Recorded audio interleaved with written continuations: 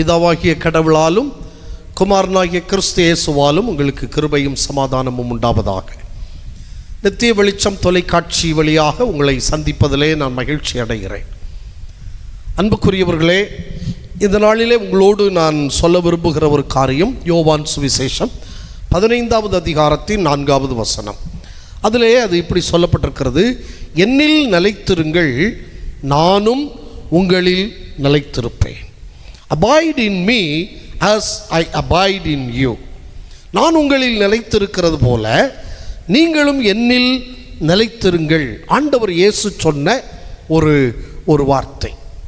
யோவான் சுவிசேஷம் 15ஆம் அதிகாரத்திலே அவர் இப்படி சொல்லுகிறார்: நான் மெய்யான திராட்சை செடி, என் பிதா திராட்சை தோட்டக்காரர். பாலஸ்தீனியர்கள் அல்லது இஸ்ரவேலருடைய வாழ்க்கையிலே 3 விருட்சங்கள் மிக முக்கியமானவைகள். ஒன்று ஒலிவ மரம். இந்த ஒலிவ மரம் அவர்களுடைய பொருளாதார வாழ்வை சுட்டி காட்டுகிற ஒன்று. இன்னொன்று அத்திமரம். அத்திமரம் அவர்களுடைய சமூக வாழ்வை சுட்டி காட்டுகிற ஒன்று. அத்திமரம் துளிர் விட்டது அப்படின்னா இஸ்ரவேலர் ஒன்றிணைந்தனர், மக்கள் ஒன்று சேர்ந்தனர், சமூக வாழ்வு. இன்னொன்று திராட்சை செடி. திராட்சை செடி அவர்களுடைய ஆவிக்குரிய வாழ்வை சுட்டி காட்டுகிற ஒன்று. நீங்கள் யோவேல் தீர்க்க தரிசன புத்தகத்திலே படித்தால் இதை நீங்கள் புரிந்து கொள்ள முடியும். 2ஆம் அதிகாரத்திலே 1ஆம் அதிகாரம் 2ஆம் அதிகாரத்திலே திராட்சை செடி வதங்கிவிட்டது, அத்திமரம் பட்டு போயிற்று, ஒலிவ தோப்புகள் பலனற்று போயிற்று என்றெல்லாம் அங்கே சொல்லப்பட்டிருக்கிறதை நாம் படிக்கிறோம். அப்படியானால் இந்த 3 விருட்சங்களும் அவர்களுக்கு முக்கியமானவை. அதிலே இந்த திராட்சை செடி ஆவிக்குரிய வாழ்வை சுட்டி காட்டுகின்ற ஒன்று. அதை குறித்து ஆண்டவர் இங்கே சொல்லுகிறார். அப்படி சொல்லும்போது அவர் சொல்லுகிறார், ஒரு கொடியானது செடியிலே நிலைத்திருக்கிறது போல நீங்கள் என்னிலே நிலைத்திருங்கள். செடி கொடியானது திராட்சை செடியில் நிலைத்திராவிட்டால் அது தானாய் கனி கொடுக்க மாட்டாதது போல நீங்களும் என்னில் நிலைத்திராவிட்டால் கனி கொடுக்க மாட்டீர்கள். ஆகவே என்னில் நீங்கள் நிலைத்திருங்கள் என்று அவர் சொல்லுகிறார். Be abide in me. என்னில் நிலைத்திருங்கள்.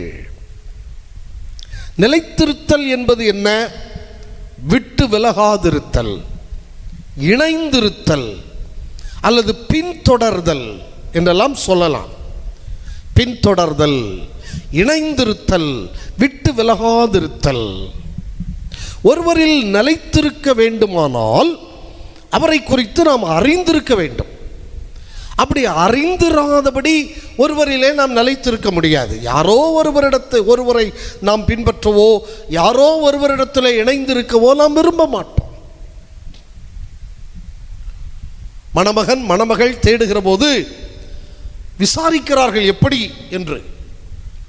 ஏனென்றால் இணைந்திருக்க வேண்டும். அப்போ விசாரித்தால்தான் அது மேலானது.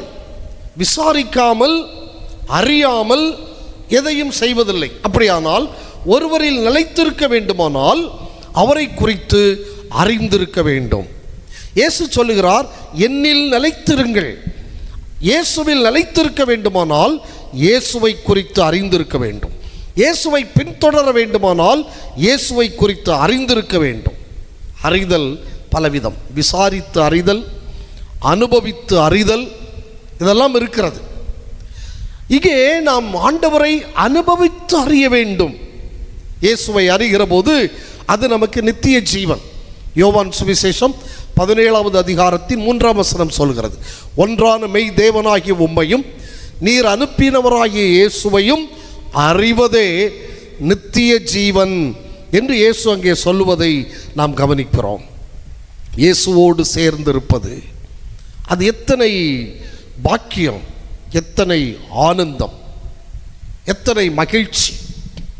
ஒரு பழைய பாடல் அது இப்படி சொல்கிறது, இயேசுவோடு சேர்ந்திருப்பதென்ன பாக்கியம், இயேசுவுக்காய் ஜீவிப்பதோ என்ன ஆனந்தம், ஆசை என்றும் எந்த நகம் பெறுகின்றதே, ஆசை என்றும் எந்த நகம் பெறுகின்றதே, ஆனந்தமாய் என்றும் வாழ வாஞ்சித்திடுதே, ஆனந்தமாய் என்றும் வாழ வாஞ்சித்திடுதே. இயேசுவோடு சேர்ந்திருப்பதென்ன பாக்கியம், இயேசுவுக்காய் ஜீவிப்பதோ என்ன ஆனந்தம்.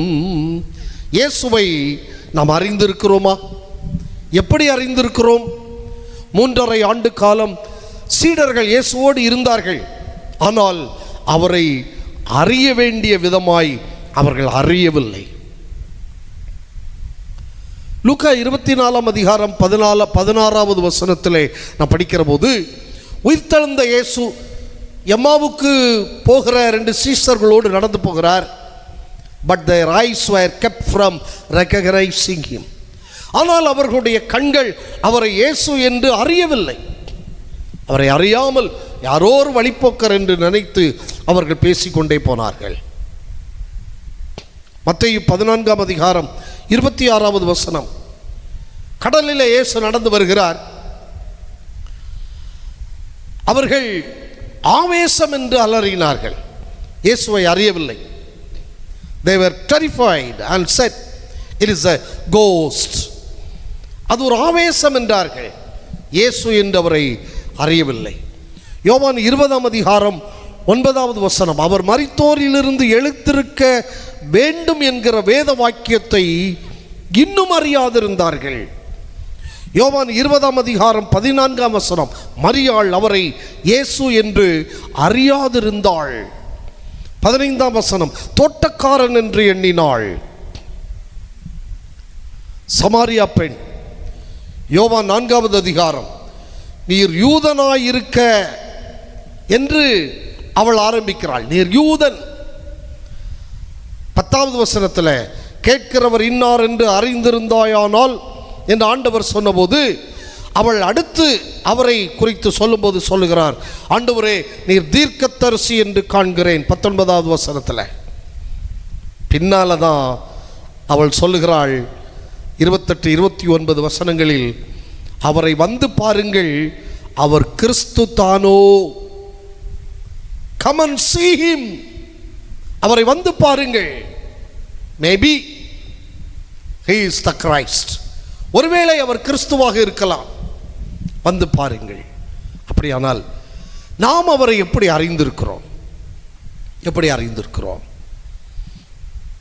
நாம் அவரை சரியாய் அறிந்திருந்தால் மட்டுமே அவரில் நிலைத்திருக்க முடியும். மத்தேயு 16 அதிகாரம். இயேசு தன்னுடைய பாடுகளையும் தன்னுடைய மரணத்தையும் உயிர்த்தெழுதலையும் குறித்து சீஷர்களுக்கு சொல்லத் தொடங்கினார். உடனே பேதுரு அவரை தனியே அழைத்து கொண்டு போய் கடிந்து கொள்ள தொடங்கினார். அதுக்கு முன்னால் நீங்கள் பார்த்தீங்கன்னா, ஜனங்கள் என்னை யார் என்று சொல்லுகிறார்கள்? சிலர் தீர்க்கதரிசி என்கிறார்கள், சிலர் எலியா என்கிறார்கள், சிலர் தீர்க்கதரிசிகளில் வேறொருவர் என்கிறார்கள். இப்படியெல்லாம் சொல்கிறாங்க. சரி, போகட்டும். நீங்கள் என்னை யார் என்று சொல்லுகிறீர்கள்? சீடர்களை கேட்டார். அப்போ சீடர்களுடைய பிரதிநிதியாக பேதுரு சொல்லுகிறார், நீர் கிறிஸ்து, யூ ஆர் த கிரைஸ்ட், நீர் மெசியா. ஆண்டவர் சொன்னார், சீமோனே, இது மாம்சமும் இரத்தமும் உனக்கு வெளிப்படுத்தவில்லை, பரலோகத்தின் தேவனே உனக்கு வெளிப்படுத்தினார் என்று சொல்லுகிறார். ஆனால் பின்னால் நீங்கள் பார்த்தீங்கன்னா, அவனை பார்த்து இயேசு சொல்லுகிறார், எனக்கு பின்னாக போ சாத்தானே, நீ தேவனுக்கேற்றவைகளை சிந்திக்கவில்லை, நீ மனுஷ காரியமாய் சிந்திக்கிறாய், உலகத்துக்குரியவைகளை சிந்திக்கிறாய். ஏன் தெரியுமா? அவரை மெசியா என்று அறிந்திருந்தான், கிறிஸ்து என்று அறிந்திருந்தான், பாடுபடுகிற மெசியா என்று அவரை அறியவில்லை.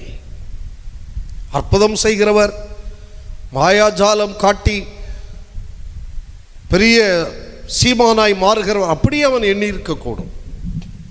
இன்றைக்கு கிறிஸ்தவர்கள் அப்படித்தான் நாம் நினைக்கிறோம். இயேசுவை அறிந்து அவரிடத்தில் வந்துவிட்டால் அவர் மாயவித்தை காட்டி விடுவார் என்று எண்ணுகிறோம். நேவர். அவர் பாடுபட்ட மேசியா, அவர் சிலுவை சுமந்த மேசியா. நம்மை பார்த்து சொன்னார், என் பின்னே வாருங்கள், உங்கள் சிலுவையை எடுத்துக்கொண்டு என் பின்னே வாருங்கள், உங்களை வெறுத்து என் பின்னே வாருங்கள். அவர்தான் கிறிஸ்து. அவரை எப்படி அறிந்திருக்கிறோம்? இரண்டாவது காரியம், அவரில் நிலைத்திருத்தல். நிலைத்திராவிட்டால் தானாய் கனி கொடுக்க மாட்டீர்கள். 6வது வசனத்திலே சொல்கிறார், நிலைத்திராவிட்டால் வெளியே எரியுண்ட கொடியைப் போல எரியுண்டு உலர்ந்து போவான், பயனற்று போவான். அதில் கனி இருக்காது, சாரம் இருக்காது, அது ஒருவருக்கும் உதவாது, அது வெளியே எறிந்து போடப்படும். மற்ற மரத்தின் கிளைகள் தரிக்கப்படுமானால் அது விறகுக்கு பயன்படும். ஆனால் திராட்சை செடியின் கொடிகள் ஒன்றுக்கும் உதவாது, அது காய்ந்து மண்ணோடு மண்ணாய் அது போகும், ஒன்றுக்கும் உதவாது. அப்படியானால் நிலைத்திருக்கும் போது கடவுள் செய்கின்ற நன்மை என்ன, அவர் தருகின்ற வாழ்வு என்ன? வேகமாய் 3 காரியங்களை நான் இந்த யோவான் 15ஆம் அதிகாரத்திலிருந்து உங்களுக்கு சொல்லுகிறேன். ஆண்டவரில் நிலைத்திருக்கிற போது 2வது வசனம் அவர் என்ன சொல்லுகிறார் என்றால், அதிக கனிகளை கொடுக்கும்படி அதை சுத்தம் பண்ணுகிறார். ஆண்டவரிலே நாம் நிலைத்திருக்கிற போது ஒன்று செய்கிறார், அது இன்னும் கனி கொடுக்க அதை சுத்தம் பண்ணுகிறார்.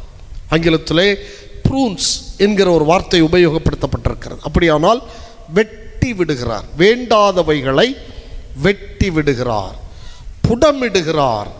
எதற்காக? கனி கொடுப்பதற்காக. பாடுகளும் வேதனைகளும் எதற்காக? நம்மை பரிசுத்தம் ஆக்குவதற்காகவே. பாடுகளை கண்டு துவண்டு விடாதிருங்கள், வேதனைகளை கண்டு துவண்டு விடாதிருங்கள். அவைகள் நம்மை பரிசுத்தமாக்கும், கனி கொடுக்க செய்யும். 3வது வசனத்திலே சொல்கிறார், நான் உங்களுக்கு சொன்ன உபதேசத்தினாலே நீங்கள் இப்பொழுதே சுத்தமாயிருக்கிறீர்கள். அப்போ எப்படி சுத்தமாக்கப்படுவோம்? ஆண்டவருடைய உபதேசம், இயேசுவின் உபதேசம், வேதம் நமக்கு சொல்லுகிற அவருடைய கற்பனைகள், கட்டளைகள், அதிலே நாம் நிலைத்திருந்தால் கடவுள் நம்மை சுத்தம் பண்ணுகிறார். கனி கொடுப்பதற்காய் சுத்தம் பண்ணுகிறார், நாம் பரிசுத்தமாக்கப்படுகிறோம். 2வது காரியம் இதில் சொல்லப்பட்டிருக்கிறது 5வது வசனத்திலே, நானே திராட்சை செடி, நீங்கள் கொடிகள். ஒருவன் என்னிலும் நான் அவனிலும் நிலைத்திருந்தால் அவன் மிகுந்த கனிகளை கொடுப்பான், மிகுந்த கனிகளை கொடுப்பான். ஒருவன் என்னிலே நிலைத்திருந்தால், if one abide in me he will bear much fruit, அவன் மிகுந்த கனிகளை கொடுப்பான். யோவானுடைய பிரசங்கம் மத்தேயு 3:8 மனம் திரும்புதலுக்கு ஏற்ற கனிகளை கொடுங்கள். மத்தேயு 3:10 இப்பொழுதே கோடரியானது மரங்களின் வேர்கள் அருகே வைக்கப்பட்டிருக்கிறது, நல்ல கனி கொடாத மரமெல்லாம் வெட்டுண்டு அக்கினியிலே போடப்படும். அப்படியானால் நல்ல கனி கொடுக்கிற வாழ்க்கையை ஆண்டவர் நம்மிலே எதிர்பார்க்கிறார். கனி கொடுத்தல் ஆவியின் கனி. கலாத்தியர் 5ஆம் அதிகாரத்திலே 22, 23 வசனங்களில் அது சொல்லப்பட்டிருக்கிறது. ஆவியின் கனியோ என்று அங்கே பவுலடியார் சொல்லுவதை நாம் கவனிக்கின்றோம். நம் வாழ்விலே கனி கொடுக்க ஆண்டவர் விரும்புகிறார். ஆவியின் கனி. மத்தேயு 7ஆவது அதிகாரத்திலே நாம் படிக்கிறோம், நல்ல மரம் நல்ல கனிகளை கொடுக்கும், கெட்ட மரம் கெட்ட கனிகளை கொடுக்கும். கெட்ட கனிகளை கொடுக்கிறவைகள் எல்லாம் வெட்டப்படும், கனி கொடாதவைகளும் வெட்டப்படும். லூக்கா சுவிசேஷம் 13ஆம் அதிகாரம் 6 முதல் 9 வரைக்கும் இருக்கிற அந்த பகுதியிலே இயேசு அருமையான ஒரு உவமையை சொல்லுகிறார். ஒரு மனுஷன் தன்னுடைய திராட்சை தோட்டத்திலே ஒரு அத்தி மரத்தை கொண்டு நட்டான். திராட்சை தோட்டத்தில் அத்திமரம் நிற்பது என்பது அது அரிது, பார்க்க முடியாது. ஏனென்றால் திராட்சை தோட்டம் மிக கிளீனாக இருக்கும், கற்கள் முட்கள் எல்லாம் நீக்கப்பட்டிருக்கும், வேறு எந்த மரமும் அங்கே வளர்க்கப்படாது. அங்கே திராட்சை செடி மட்டும்தான் இருக்கும், அது படத்தி விடப்பட்டிருக்கும், திராட்சை கொலைகள் அதிலே அது கொத்து கொத்தாய் தொங்கும், வேறு எந்த மரத்துக்கும் அங்கே இடமில்லை. ஆனால் ஒரு மனுஷன் அத்தி மரத்தை கொண்டு திராட்சை தோட்டத்தில் நட்டான். அன்புக்குரியவர்களை, நான் அதை இப்படி சொல்ல விரும்புகிறேன். ஒன்றுக்கும் உதவாத நம்மை ஆண்டவர் தம்முடைய ஸ்தானமாகிய சபையிலே கொண்டு நிறுத்தி இருக்கிறார். எதற்கு தெரியுமா? கனி கொடுக்கிற வாழ்வுக்காக. நாம் கனி கொடுக்க வேண்டும் என்று சொல்லி தகுதியற்ற நம்மை தகுதிப்படுத்தி சபையிலே கொண்டு சேர்த்திருக்கிறார். நாம் கனி கொடுக்க வேண்டும், கனி கொடுக்க வேண்டும். வெளிச்சத்தின் பிள்ளைகளாய், ஒளியின் பிள்ளைகளாய், கனி கொடுக்கிறவர்களாய் ஆண்டவர் நம்மை எதிர்பார்க்கிறார். இந்த திராட்சை தோட்டத்தில் நட்டப்பட்ட அத்திமரம், அவன் எத்தனையோ பிரயாசப்படுகிறான், ஒன்றும் கனி கொடுக்கவில்லை. அப்போ சொல்லுகிறார் தோட்ட உரிமையாளர் தோட்டக்காரனிடத்தில், இதை நான் 3 வருஷமாய் பார்க்கிறேன், கனியே கொடுக்கவில்லை, இதை வெட்டி போடு. அவன் சொல்கிறான், ஐயா இந்த 1 வருஷம் மட்டும் நிற்கட்டும், நான் இன்னும் கொத்தி எரு போடுகிறேன், ஒரு முறை முயற்சி பண்ணி பார்க்கிறேன், கனி கொடுத்தால் சரி, கொடாவிட்டால் அதை வெட்டி போடலாம். அப்படியானால் கனி கொடாத மரமெல்லாம் வெட்டுண்டு அக்கினியிலே போடப்படும். கனி கொடுக்கிற மரமோ இன்னும் அதிக கனிகளை கொடுப்பதற்கு ஆண்டவர் அதை சுத்தம் பண்ணி என்னெல்லாம் செய்யணுமோ செய்கிறார். அதிக கனிகளை கொடுக்க செய்கிறார். நிலைத்திருந்தால் கனி கொடுக்கலாம். 3வது காரியம், 7வது வசனம், நீங்கள் என்னிலும் என் வார்த்தைகள் உங்களிலும் நிலைத்திருந்தால் நீங்கள் கேட்டுக்கொள்ளுவது எதுவோ அது உங்களுக்கு செய்யப்படும். A victorious life, ஒரு ஜெயமுள்ள வாழ்க்கை, வெற்றியுள்ள வாழ்க்கை ஆண்டவர் அருளுகிறார். யாருக்கு? அவரில் நிலைத்திருக்கிற ஒரு மனிதனுக்கு, அவரோடு கூட இருக்கிற ஒரு மனிதனுக்கு அவர் எல்லாவற்றையும் செய்கிறார். அவனுக்கு ஒரு கஷ்டம் வருகிற போது, ஒரு துன்பம் வருகிற போது ஆண்டவர் அவனுக்கு துணையாய் நிற்கிறார், அவனுக்கு ஒத்தாசையாய் நிற்கிறார். ஆகவே அவன் ஜெயம் பெறுகிறான். ஜெயமுள்ள ஒரு வாழ்க்கை. பழைய ஏற்பாட்டிலே தானியேலின் புத்தகம் 6ஆம் அதிகாரம் 28ஆம் வசனம், தானியேலின் காரியம் ஜெயமாயிருந்தது. அந்நிய தேசத்திலே சிறை கைதியாய் கொண்டு போகப்பட்டிருக்கிறான், ஆனால் அவன் காரியம் ஜெயமாயிருந்தது. அவன் கர்த்தரோடு இருந்தான், கர்த்தரை சார்ந்திருந்தான். ஆண்டவரோடு இருக்கிற, அவரில் நிலைத்திருக்கிற ஒரு மனிதன் ஜெயம் பெறுகிறான், ஜெயம் பெறுகிறான். எனக்கு அன்பான தேவ பிள்ளைகளே, கொஞ்சம் நாம் சிந்தித்து பார்ப்போம். கிறிஸ்துவை அறிய வேண்டிய விதமாய் அறிந்து கிறிஸ்துவிலே நாம் நிலைத்திருக்கிற போது நம்முடைய வாழ்க்கை சுத்தமாக்கப்படுகிறது. நாம் இன்னும் அதிக கனிகளை கொடுக்கிறோம். அதன் முடிவு என்ன தெரியுமா? ஒரு ஜெயம் பெற்ற வாழ்க்கை, ஜெயமுள்ள வாழ்க்கை. ஜெயம் கொள்ளுகிறவன் எவனோ அவனுக்கு பரதீசின் கனிகளை உண்ண கொடுப்பார். ஜெயம் கொள்ளுகிறவன். சங்கீதம் 23:6 நன்மையும் கிருபையும் அவனை தொடரும். நன்மையும் கிருபையும் அவன் வாழ்விலே அவன் நிறைவாய் அவன் பெற்றுக்கொள்ளுகிறான். நாம் ஆண்டவரில் நிலைத்திருப்போமானால், ஓடி திரியாமல், அலைந்து திரியாமல், அலசடிப்படாமல் கிறிஸ்துவிலே நிலைத்திருக்கிற போது ஆண்டவர் நமக்கு நம் வாழ்வில் அதிசயங்களை செய்கிறார். எனக்கு அன்பானவர்களே, நாம் எண்ணி பார்ப்போமா? நம்மை சிந்தனை செய்து பார்ப்போம். அவர் சொல்லுகிறார், என்னில் நிலைத்திருங்கள். Be abide in me. ஆண்டவரிலே நாம் நிலைத்திருக்க வேண்டுமானால் அவரை குறித்து அறிய வேண்டிய விதமாய் நாம் அறிந்து கொள்ள வேண்டும்.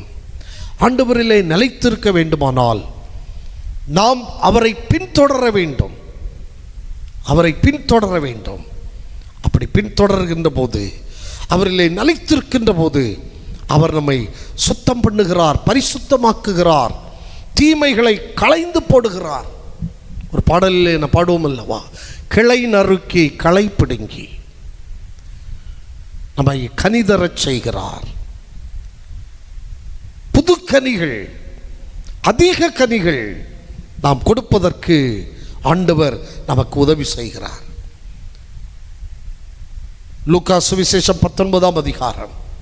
சகையு அவன் கிறிஸ்துவிலே வந்தபோது அவன் புது கனிகளை கொடுப்பதற்கு ஒரு புதிய வாழ்வை ஆண்டவர் அவனுக்கு கொடுத்தார். நிலைத்திருக்கிறவன் ஜெயம் பெறுகிறான், வெற்றி அடைகிறான். அவன் ஜெயத்தின் மேல் ஜெயம் அடைந்து சீயோனுக்கு அவன் வருவான். ஜெயத்தின் மேல் ஜெயம் பெற்று, கிருபை மேல் கிருபை பெற்று அவன் சீயோனுக்கு வருகிறான் என்பதை நாம் படிக்கிறோம். ஆகவே எனக்கு அன்பானவர்களே, நாம் கிறிஸ்துவிலே நிலைத்திருக்க அழைக்கப்படுகிறோம். அவரிலே நிலைத்திருப்போம், அவரிலே நிலைத்திருப்போம். அவரிலே நிலைத்திருக்கிற போது நம்முடைய வாழ்வு வளம் பெறும், நம்முடைய வாழ்வு ஆசீர்வாதமாக இருக்கும். கர்த்தர் நம்மை ஆசீர்வதித்து அதிக கனிகளை கொடுக்க செய்து நம்மை நித்தியத்திலே ஆண்டவர் நம்மை கொண்டு போய் சேர்க்கிறார். காத்திருந்து ஜெபிப்பதினால் கழுகு போல பறந்தெழும்பி, காத்திருந்து ஜெபிப்பதினால் கழுகு போல பறந்தெழும்பி, ஜீவ யாத்திரை ஓடி முடித்து ஜீவ கிரீடம் பெற்றிடுவேன், ஜீவ கிரீடம் பெற்றிடுவேன். தேவசாயல் ஆக மாறி தேவனோடிருப்பேன், நானும் தேவனோடிருப்பேன். மூன்றில் ஒன்றாய் ஜொலிப்பவரை முகமுகமாய் தரிசித்திட, மூன்றில் ஒன்றாய் ஜொலிப்பவரை முகமுகமாய் தரிசித்திட, வாஞ்சையாய் தவிக்கும் எனதுள்ளம் வாரும் என்று கூப்பிடுதே, வாரும் என்று கூப்பிடுதே. தேவசாயல் ஆக மாறி தேவனோடிருப்பேன், நானும் தேவனோடிருப்பேன். தேவசாயல் ஆக மாறி தேவனோடிருப்பேன், நானும் தேவனோடிருப்பேன். கண்களை மூடுவோமா? பரலோக பிதாவே, நீர் உம்மிலே நிலைத்திருக்கும்படி எங்களுக்கு சொன்னீர். நாங்கள் உம்மை அறிந்து கொள்ளவும் உம்மிலே நிலைத்திருக்கவும் எங்களுக்கு உதவி தாரும் அப்பா. உம்மிலே நிலைத்திருப்பதின் மூலமாய் நாங்கள் பரிசுத்தமாகவும் கனி கொடுக்கவும் ஜெயமுள்ள வாழ்க்கை வாழவும் அதன் வழியாய் நித்தியத்திலே பங்கு பெறவும் ஆண்டவர் எங்களுக்கு உதவி தாரும். வசனத்தை கேட்கிறோம் அது பிள்ளைகள் ஒவ்வொருவரையும் ஆண்டவர் ஆசீர்வதிப்பீராக. பாடுகளில், சோதனைகளில், வேதனைகளில், கஷ்டங்களில், துன்பங்களில் ஒருபோதும் உம்மை விட்டு விலகாதபடி உம்மிலே நிலைத்து நிற்க உம்முடைய பிள்ளைகளுக்கு ஆண்டவர் அனுக்கிரகம் செய்யும். ஆசீர்வதியும், அருளால் நிரப்பும். இயேசுநாதரின் நாமத்தில் கேட்கிறோம் நல்ல பிதாவே, ஆமென்.